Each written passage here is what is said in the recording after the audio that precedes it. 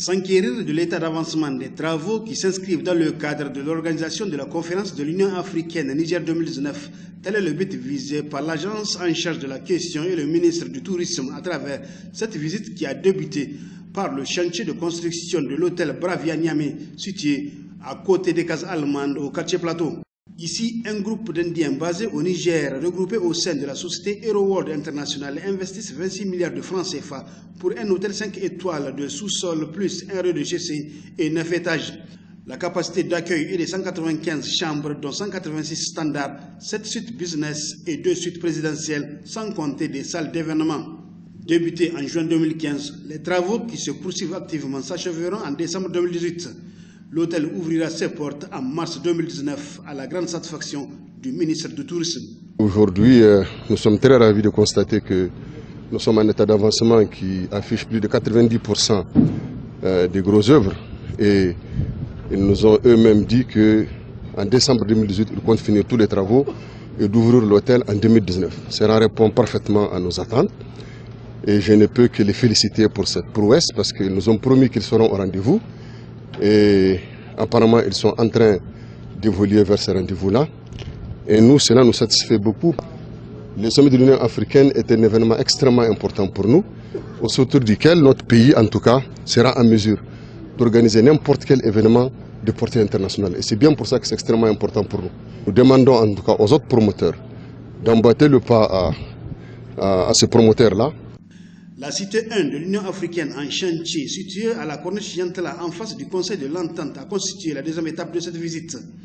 Ici, la Sogea Satom, avec un peu plus de 8 milliards de francs CFA, va construire d'ici juin 2019 15 villas duplex en R+1 de grand standing de type présidentiel dans un cadre totalement sécurisé, ce qui rassure davantage l'initiateur de cette sortie. Cette partie est composée de 15 villas qui seront donc construites neuves et de la rénovation et l'équipement de 4 villas du Conseil de l'Entente qui sont à côté, ce qui nous permettrait d'avoir une cité d'une vingtaine de villas. Alors, ces villas seront construites, entièrement équipées, mais également la particularité c'est qu'elles ont été financées pas sur le budget de l'État, mais par l'achat direct des initiatives privées. Juste après le sommet, elles seront remises aux propriétaires. Deuxième élément, c'est que ça nous permettra, en tout cas en recrutant Satom, qui est une entreprise en standing, d'être sûr que les travaux seront achevés dans les délais. La troisième et dernière étape de cette visite a conduit Mohamed Sedil Mokhtar et Ahmed Boto et leur délégation à Kombo, Corniche Yantala également, où est situé le site qui va abriter la cité 2 de l'Union africaine. Ici, au bord du fleuve, le promoteur privé, à savoir Wofaz Investissement Niger, une entreprise de droit nigérien, est en train d'investir environ 30 milliards de francs CFA pour construire une quarantaine de villas grand standing R+1 de type présidentiel, dont 20 seront fin prêtes pour l'événement.